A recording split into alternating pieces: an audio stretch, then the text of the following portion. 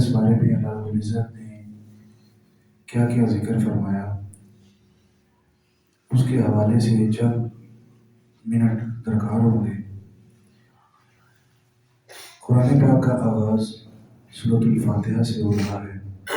سورۃ الفاتحہ یہ ایک ایسی سورت ہے کہ جو مکی بھی ہے اور مدنی بھی ہے، اور یہ سورت 2 دفعہ نازل ہوئی ہے، مکہ میں بھی اور مدینہ میں بھی۔ سورۃ الفاتحہ کو فاتحہ اس وجہ سے کہتے ہیں کہ یہ کتاب کو کھولنے والی کتاب ہے، اور اس سورت کو سب مثانی بھی کہا جاتا ہے، یعنی یہ 2 دفعہ نازل ہوئی تو اس وجہ سے اس سورت کو سورت سب مثانی، اور تیسرا اس کے علاوہ اس سورت کو سورت الشفا بھی کہہ سکتے ہیں۔ جب کوئی شخص بیمار ہو تو اس وقت اس سورت الفاتحہ کی تلاوت کر کے اس کے اوپر دم کر دیں، اللہ رب العزت اسے شفا عطا فرما دے گا۔ اس وجہ سے اس کو سورت شفا بھی کہتے ہیں۔ اور اس سورت کے اندر اللہ رب العزت نے جس چیز کا ذکر فرمایا وہ بڑی خوبصورت چیز ہے۔ سب سے پہلے تو میرے رب نے فرمایا کہ الحمدللہ رب العالمین، تمام تعریفیں اس ذات کے لیے جو تمام جہانوں کے پالنے والا ہے۔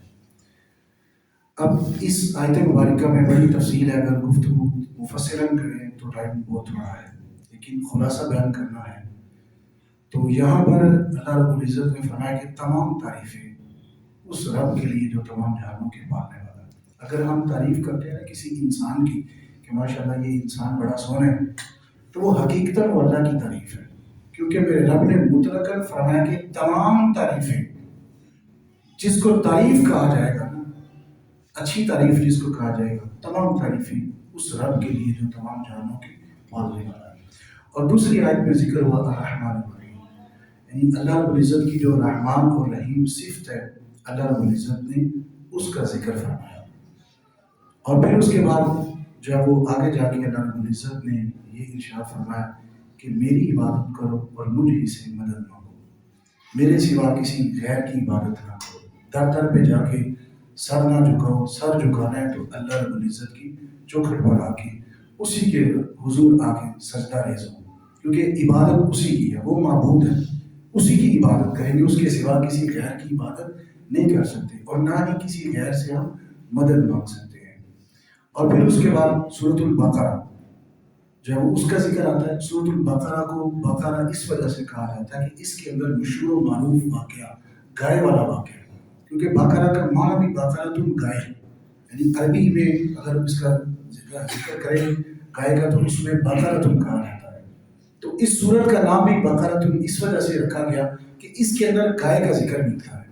گائے کو موسیٰ علیہ السلام کے دور میں جب وہ ایک شخص تھا اس کا قتل کیا گیا تو اس کا قاتل پتہ نہیں چل رہا تھا، تو اللہ رب العزت سے موسیٰ علیہ السلام کو پیغام ملا کہ قوم والوں سے یہ کہیں کہ ایک بچڑا لے، اس کو جو ہے وہ ذبح کر کے اس کے گوشت کا ایک ٹکڑا جو ہے وہ اس قتل زدہ شخص کو مارے تو یہ اٹھ کے اپنے قاتل کا نام بتا دے گا۔ اب وہاں پر جو ہے وہ جو لوگ تھے نا، انہوں نے سوال در سوال شروع کر دیے۔ کسی نے کہا کہ بتائیے وہ کیسا ہو، اس کا رنگ کیسا ہو، وہ دکھنے میں کیسا ہو۔ یہاں پر مفسرین کرام یہ لکھتے ہیں کہ اگر وہ لوگ عام سادہ سادی جانور کوئی بھی گائے پکڑتے، اس کو ذبح کر کے جو ہے وہ اس کا گوشت کا ٹکڑا مارتے تو قاتل کا نام اس نے بتا دینا تھا زندہ ہو کے، پھر دوبارہ اللہ کے حکم سے اس نے دوبارہ پھر فوت ہو جانا تھا، بس اٹھ کے نام بتانا تھا۔ تو جب سوال در سوال شروع ہوئے نا تو پھر اللہ رب العزت کی طرف سے یہ پیغام ملا کہ وہ گائے جب وہ پیلے زرد رنگ کی ہو، خوبصورت گائے ہو، دیکھنے میں وہ لوگوں کو خوشی محسوس ہوتی ہو جب اس کو دیکھے، اور وہ نوجوان ہو، زیادہ بوڑھی بھی نہ ہو، اور وہ ایسی گائے ہو کہ جس کو کبھی کسی نے ہل جوتنے میں بھی استعمال نہ کیا ہو، ایسی گائے تلاش کرو۔ اب ایسی گائے تلاش کرنا لوگوں کے لیے بڑا مشکل ہو گیا، پھر ڈھونڈتے ڈھونڈتے کہیں سے جا کے ایک ہی گائے تھی، وہ جا کے تلاش کی، جو ہے وہ اس گائے کے عوض میں یہ دیا گیا کہ جو اس کے اوپر سے کھال اتاری نا سونا بنا، اور جا کے جب اس گائے والے کو دے دیا، گائے کو خریدا، پھر اس کے بعد جب اس کا یہ گوشت کا ٹکڑا مارا اس مقتول کو، اس نے اٹھ کے قاتل کا نام بتا دیا، تو اس وجہ سے اس کا جو وہ نام بقرہ رکھا گیا کہ یہ مشہور واقعہ ہے۔ ایک بات اور دوسرا یہاں پر مفسرین کرام نے یہ لکھا کہ جب قوم کے سردار کی طرف سے جب کوئی پیغام آئے نا تو اس کو صدق کے دل سے قبول کر لو، اس پر سوال نہ کرو. جتنے سوال زیادہ کریں گے اتنی سختیاں زیادہ ہوتی جائیں گی. سمپل سا اگر کوئی آپ کو پیغام ملا تو اسی پر عمل کر لیں. اگر اس پر آپ سوال کریں گے تو وہ سختیاں آنا شروع ہو جائیں گی، وہ مزید وہ سوال سخت ہو جائے گا. ایک چیز اس کا ذکر ملتا ہے، اور دوسرا اس کے اندر جو ہے وہ بڑا مشہور و معروف واقعہ ملتا ہے کہ نبی پاک صلی اللہ تعالیٰ علیہ وآلہ وسلم کو کیسے پکارا جائے، آپ کو کس انداز میں پکارا جائے. یعنی صحابہ کرام میں تو مشہور تھا کہ جب بھی حضور علیہ السلام سے کسی بھی بات گفتگو چلتی، کسی بات کی سمجھ نہ آتی تو وہ آگے سے عرض کرتے رائنا یا رسول اللہ، یعنی ہماری رعایت کریں. رعایت کا مطلب ان کا یہ ہوتا تھا کہ ہمیں آپ کے اس مسئلے کی سمجھ نہیں آئی، آپ ایک دفعہ دوبارہ دہرا لیں. لیکن یہ یہود کے اندر رائنا کا دوسرا لفظ کا معنی ملتا ہے چرواہا. تو وہ اس لفظ کو تھوڑا سا ٹیڑھا کر کے، یعنی جس سے چرواہا لفظ بنتا تھا نا، تو وہ اس انداز میں وہ بولا کرتے تھے. تو اس انداز سے جب وہ بولتے چرواہا، اے چرواہے، تو اس پر اللہ رب العزت نے منع فرما کہ ایسا لفظ جو ہے وہ حضور علیہ السلام کے لیے آپ استعمال نہیں کر سکتے. یعنی آپ یہ لفظ استعمال کریں گے انظرنا یا رسول اللہ، یعنی اے اللہ کے نبی آپ ہم پر نظر کرم فرمائیے. اور یہ جملہ ایسا جملہ ہے کہ جو یہودیوں کی زبان پر نہیں آ سکتا، یہ صرف مومنین مسلمان اسی کی زبان پر یہ جملہ آ سکتا ہے. تو اللہ رب العزت نے اس کے اندر اس چیز کا ذکر فرما دیا کہ جب بھی اپنے نبی کو پکاریں تو انظرنا یا رسول اللہ، کسی مسئلے کی سمجھ نہیں آئی تو انظرنا یا رسول اللہ. اور پھر اس کے بعد ایک بڑا مشہور و معروف واقعہ ملتا ہے، ہاروت اور ماروت، دو فرشتوں کا ذکر ملتا ہے. وَتَبَوْا مَا تَتْلُو الشَّيَاطِينُ عَلَىٰ مُلْكِ سُلَيْمَانَ، ان کے بارے میں آتا ہے کہ دو مشہور فرشتے ہیں، ان کا ذکر ملتا ہے. اس کے بارے میں دو جو روایات ہم تک پہنچتی ہیں. ایک روایت یہ پہنچتی ہے لیکن یہ ضعیف ہے، اس کو ہم صحیح قول نہیں مانیں گے. یہ ضعیف روایت ہے کہ وہ فرشتوں نے جو وہ اللہ رب العزت سے ہم کلام ہوئے کہ لوگ جو ہے وہ جب مبتلا ہو چکے ہیں گناہوں میں، تو اللہ رب العزت نے فرمایا کہ میں تمہیں بھی جسم دیتا ہوں، جا کے تم زمین پر رہو، تو پھر اس کے بعد جو ہے وہ تمہیں بھی پتہ چلے گا. تو جب ان کو جسم کے ساتھ زمین پر بھیجا گیا تو ایک عورت پر جو فدا ہو گئے، اس عورت کی محبت میں وہ جب گناہ میں مبتلا ہوئے. لیکن یہ واقعہ مشہور تو ہوا ہے لیکن یہ واقعہ ایسا نہیں ہے. اس کا اصل واقعہ ہاروت اور ماروت دو فرشتوں کا ہے.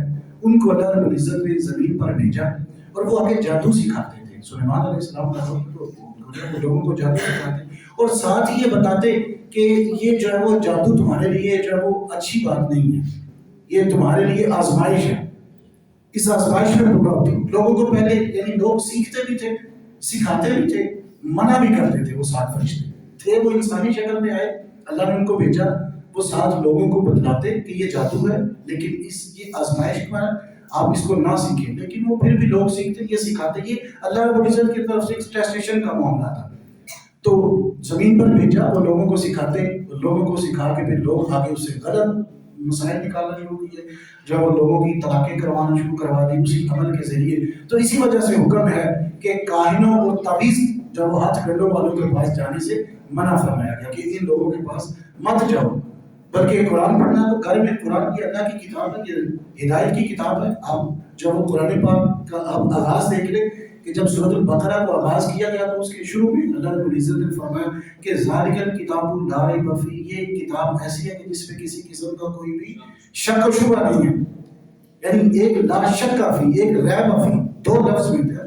اللہ رب العزت نے یہاں شک فی نہیں فرمایا، رب نے فرمایا لا ریب فی، جو اس سے بھی زیادہ جو مبلغ یعنی تبلیغ والا کلام تھا، اللہ نے وہ فرما کے یوں فرمایا کہ لا ریب فی، اس کتاب میں کسی قسم کا کوئی شک نہیں. آپ اسی قرآن پاک کے اوپر عمل کریں، تو اسی قرآن پاک کو پڑھیں، اسی کے اوپر عمل کرتے ہوئے اپنی زندگی کو بہتر بنائیں، یہی تمہارے لیے بہتر ہے. یہ جو تعویذ ہاتھ گنڈوں والوں کے پاس جانا، یہ یا جو ستارے نکالتے ہیں یا جو اس طرح کے نجومی لوگ ہیں ان کے پاس جانے سے منع فرمایا، کیونکہ یہ ایک بہت بڑی آزمائش ہے. اس آزمائش سے آپ نے گزرنا ہے.